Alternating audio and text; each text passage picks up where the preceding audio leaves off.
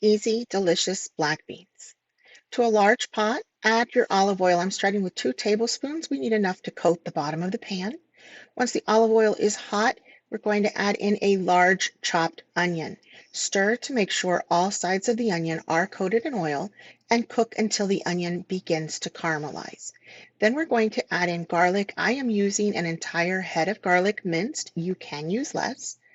Stir your garlic in to make sure it doesn't burn.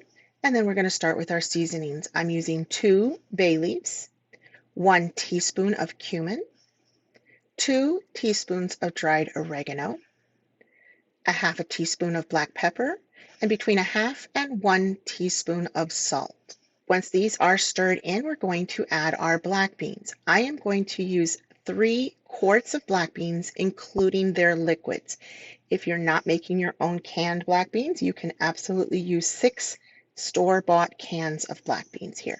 If you don't have enough liquid, you may need to add up to 1 quart of broth, 2 teaspoons of red wine vinegar, 1 teaspoon of onion powder, and 1 teaspoon of garlic powder. Bring it to a simmer, stirring to make sure nothing sticks. Reduce the heat to low. The sauce is going to thicken as it cooks.